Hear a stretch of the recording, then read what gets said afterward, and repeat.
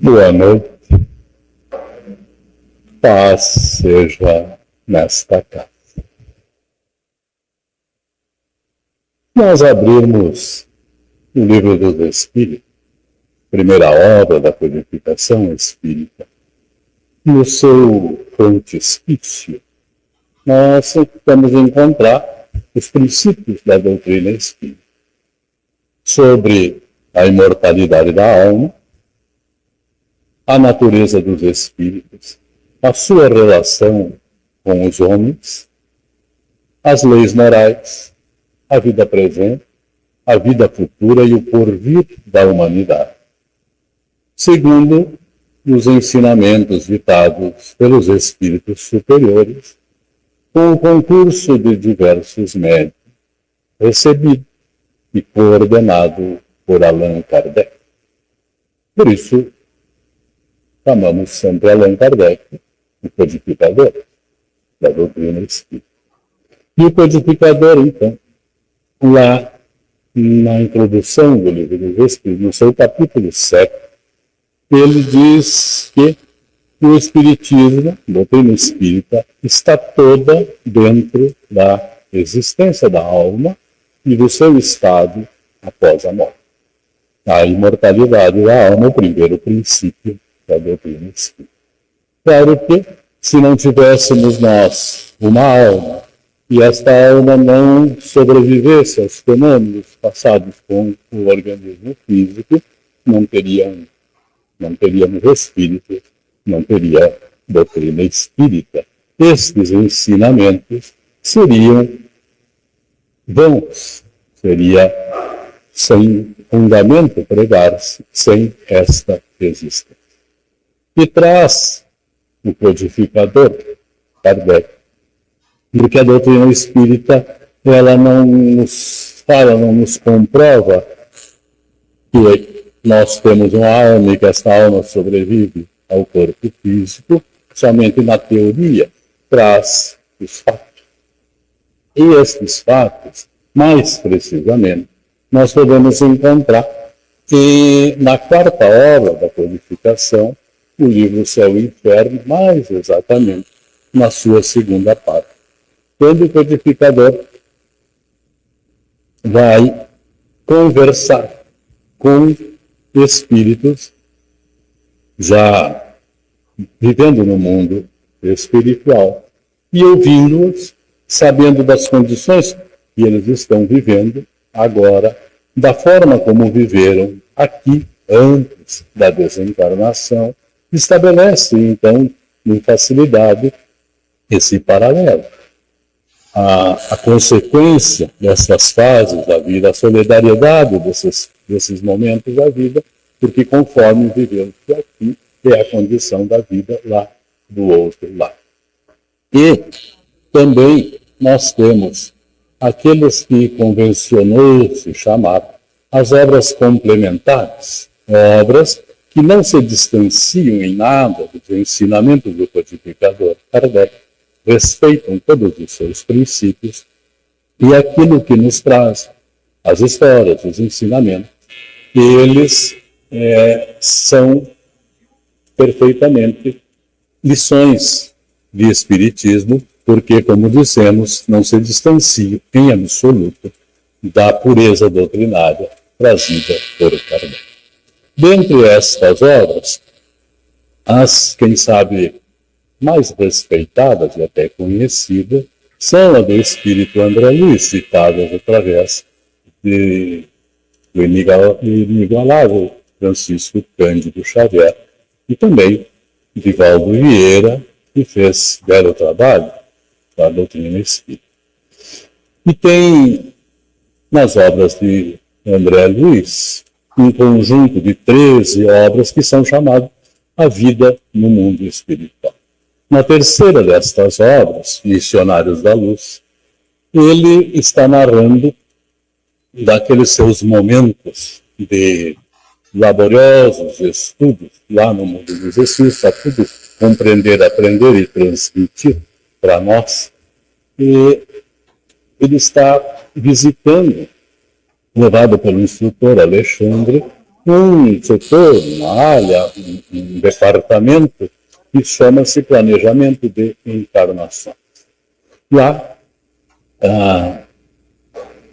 um trabalhador desse setor, Manassés, foi colocado junto com ele para explicar tudo o que acontecia. As pessoas, então, procuram esse setor quando estão no momento da sua reencarnação, o seu projeto, o seu planejamento, e neste ambiente é que eles vão ver os planos do seu organismo físico.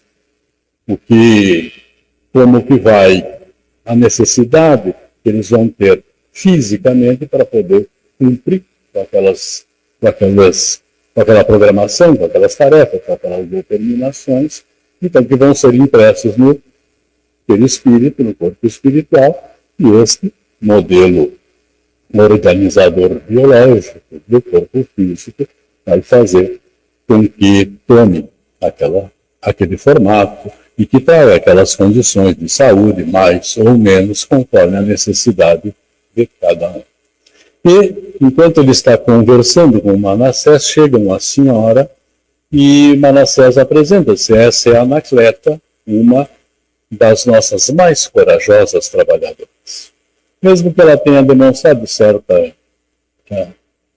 desgosto, digamos assim, com esta apresentação, Manassés continua dizendo: imagine que ela vai retornar ao corpo físico em breves dias, num serviço de profunda abnegação por 4 almas que há mais de 40 anos se debatem nas regiões inferiores, nas trevas das regiões inferiores. E ela diz então para ele que não era abnegação, era simplesmente o cumprimento do dever.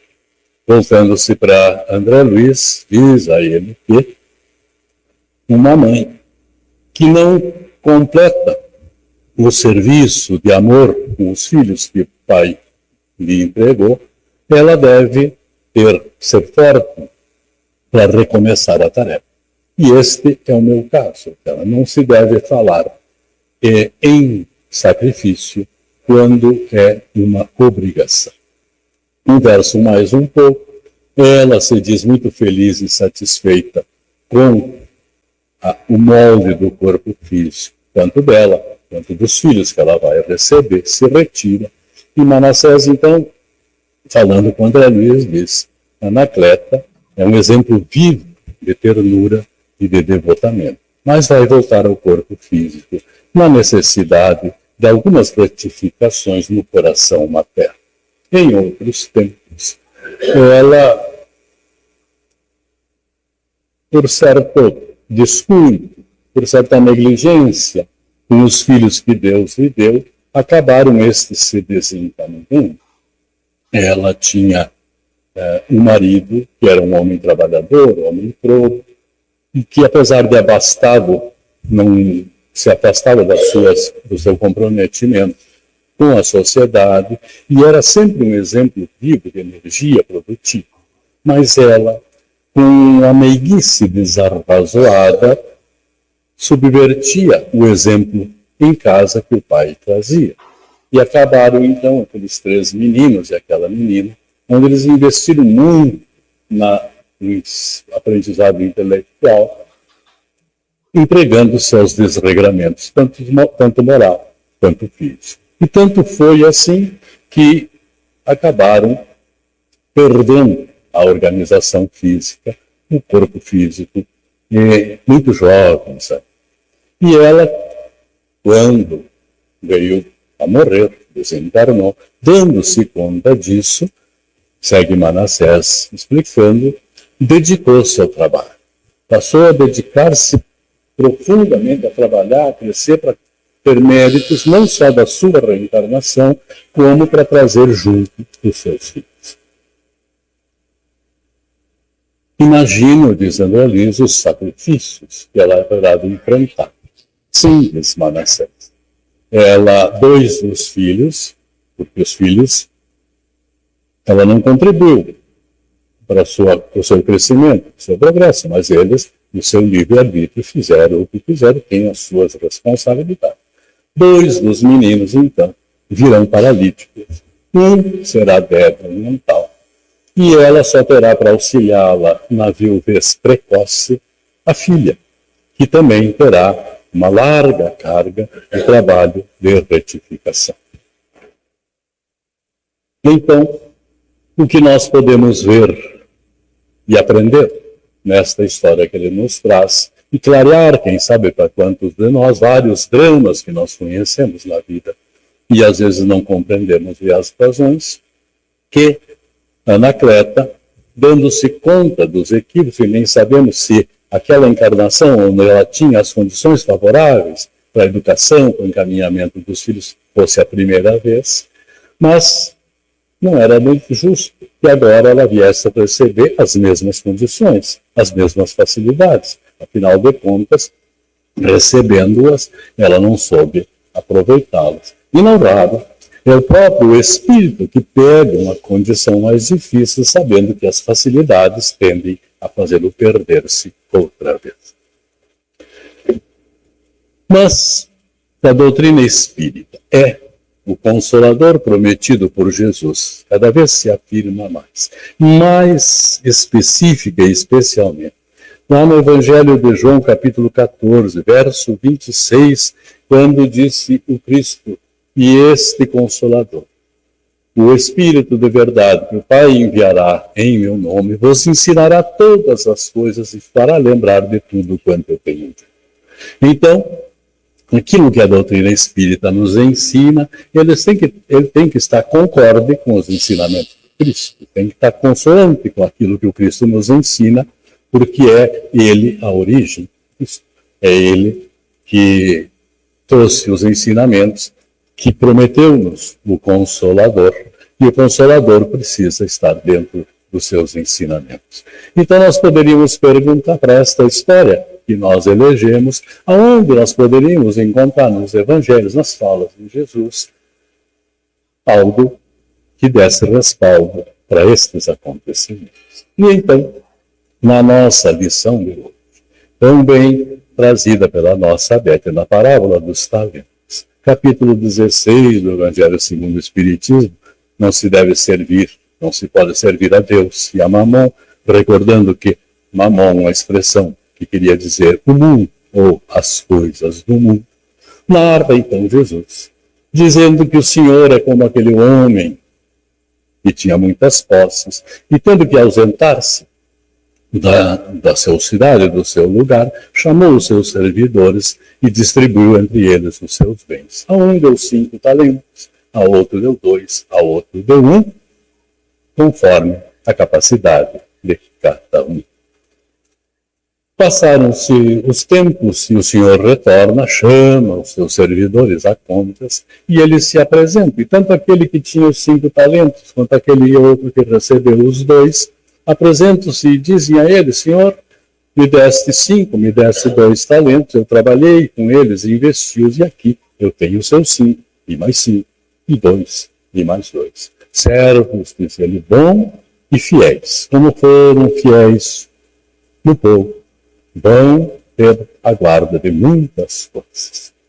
Venham, entrem no gozo do seu Senhor.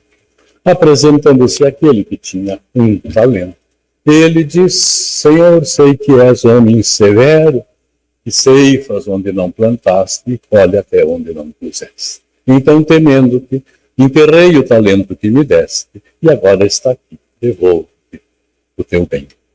Servo mau e negligente.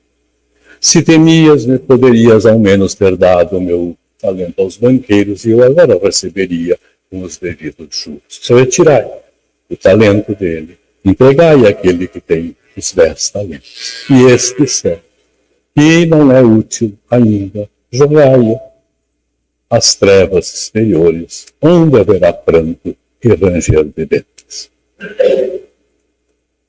Então, nós voltando para a nossa Anacleta, nós vamos ver que a parábola que o Cristo traz, quando fala dos talentos, eram os dinheiros da época, mas está falando das condições que cada um de nós traz para a encarnação.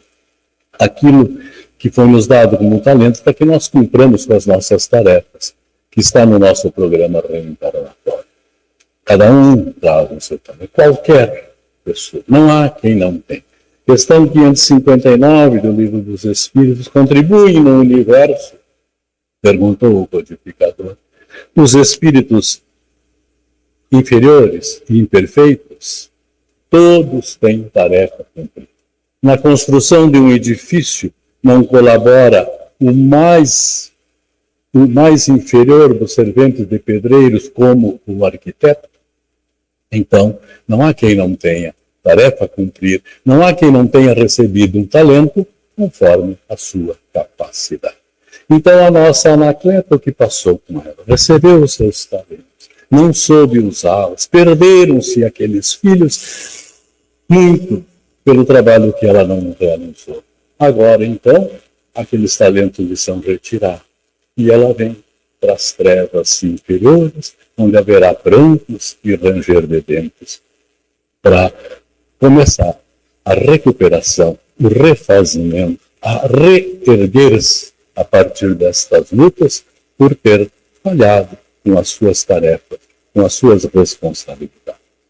Só a doutrina espírita, só o Consolador prometido por Jesus nos traz este entendimento, esta compreensão desses ensinos de Cristo.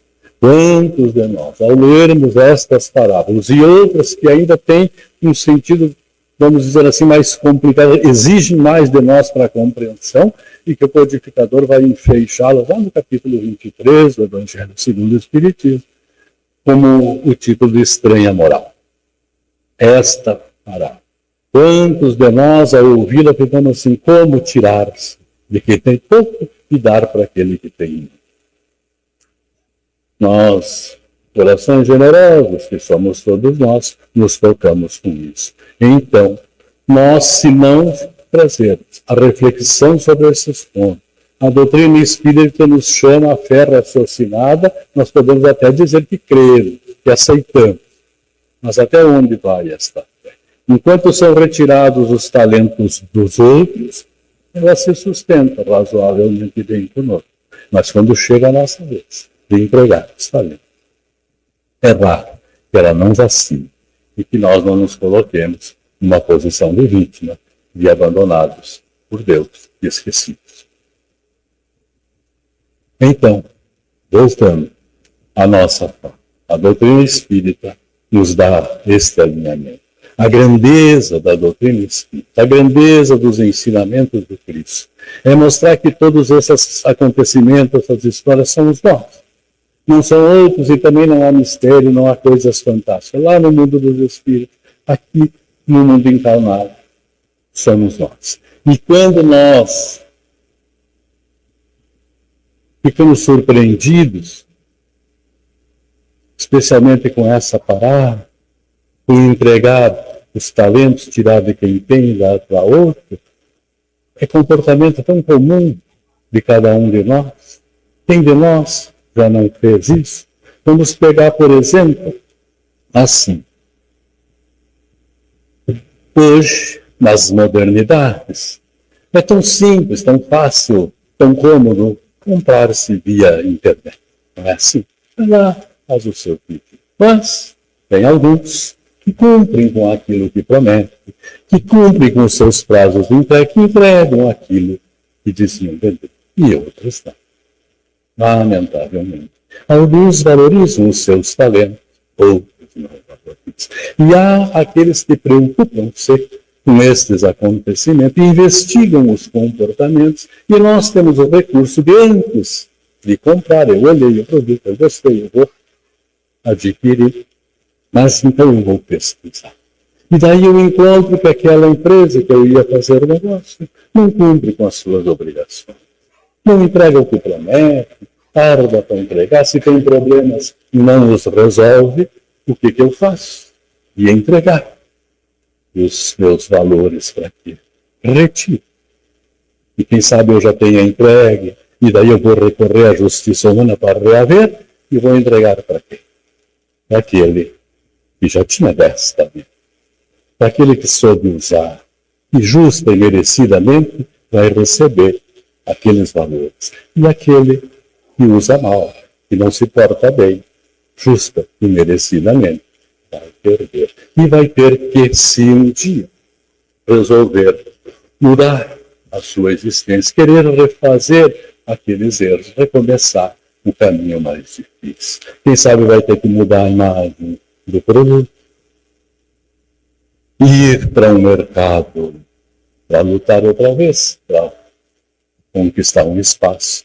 Vai para as trevas exteriores, vai haver pranto, vai haver ranger de dentes. Mas ele já tinha um caminho trilhado e vai ter que voltar sobre ele. Mas mesmo mudando, quem sabe, da aparência do seu produto, botando outros desenhos, há aqueles que investigam mais e vão olhar no nome, na razão social, dizer, mas esse é aquele, eu desse eu não. E ele, então, quem sabe, para recuperar tudo isso, tem que mudar, inclusive, isso. O que equivale a dizer, vai ter que reencarnar, vai ter que recomeçar, sem as facilidades que já tinha. E somos nós. E justo, não é errado defendermos. Então, retiramos desse e entregamos para aquele que merecidamente faz a sua tarefa. Dizíamos nós. E diremos mais uma vez que só a doutrina espírita nos faz refletir sobre esses pontos, especialmente sobre os ensinos de Jesus. Traz-nos uma compreensão maior. Liberta-nos de dogmas, liberta-nos daqueles pensamentos de milagres, de coisas fantásticas, e traz-nos para a fé raciocinada, para a reflexão, para o trabalho. E cada um de nós, claro, vai fazer a sua escolha diante disso. E o Evangelho, segundo o Espiritismo, que é o nosso livro de estudo às quartas-feiras, ele traz o quê? Como sempre é dito, os ensinamentos de Jesus dentro daquilo que a doutrina espírita nos vai ensinando, vai clareando. Vai, como diz lá, no capítulo 1, no item 7 do Evangelho segundo o Espiritismo, falando do Espiritismo, diz que o Espiritismo nada em contrário ensina ao que o Cristo ensinou, mas desenvolve, complementa e explica em termos claros e para toda a gente aquilo que foi dito de forma alegórica. Isto faz o Evangelho segundo o Espiritismo, que nós compreendamos melhor o ensinamento de Jesus. Quem fala de maneira muito mais bela a respeito do Evangelho, segundo o Espiritismo, é aquele tão conhecido de todos nós, que foi considerado o apóstolo dos tempos novos, o pai da literatura no Brasil, justa e merecidamente, Padre José de Anchieta. E no livro Imortalidade do Mais Além, de Jorge Risini, então, ele diz sobre o Evangelho, segundo o Espiritismo, assim: ó bom Jesus, é feliz o povo, porque a tua luz tem sentido novo. Restaurou-se a glória do vosso viver, basta o homem ler toda a vossa história e ter na memória o sentido novo dado por Kardec para salvar o povo. Teu ensino santo, nossa dor acalma, é alimento da alma, por isso vos canto, vosso ensino entanto. Só agora o povo pode compreender no sentido bom. Foi enfim cumprida a vossa promessa, e a vida humana vai mudar depressa, pois se fez impressa na alma do povo a verdade pura do Evangelho. Nosso Brasil fecundo, que ninguém contesta, tem missão celeste, já ilumina o mundo, por isso eu difundo o Evangelho novo, recupera as almas, dá sentido ao povo. Esse livro é luz, é pão com fermento, é forte sustento vindo de Jesus, alivia a cruz do sofrido povo e do mundo velho gera um mundo novo. Que validade tem o livro santo, como causa espanto a sua verdade. Ele rompe a grade que prendia o povo aos antigos dogmas, veio a luz de novo. Quantos erros graves cometeu a igreja, que ninguém a veja fazendo conclaves, sempre pôs entraves para impedir que o povo visse o Cristo inteiro no Evangelho novo. Quantas graças rendo ao Senhor bom Deus, porque os fariseus não têm mais tormento, pois que agora lendo este Evangelho novo, ilumina-se o homem, vai salvar-se o povo. Que Deus nos abençoe e nos ampare, como sempre nos tem amparado. E vamos agora ao nosso momento de prece. Bom e amoroso Mestre de nossas vidas, bom e generoso Pai de todos nós, queremos através do nosso Mestre chegar até o nosso Pai levando a gratidão pela vida, levando o nosso agradecimento muito especial, porque agora já buscamos dar sentido às nossas existências. Somos gratos por esses preciosos momentos que o Consolador que tu, Jesus, nos prometeste, o Pai nos enviou, nos chamam a refletir sobre a existência, compreender as razões da vida e sempre sermos gratos por todas elas. Ampara-nos, Pai bondoso.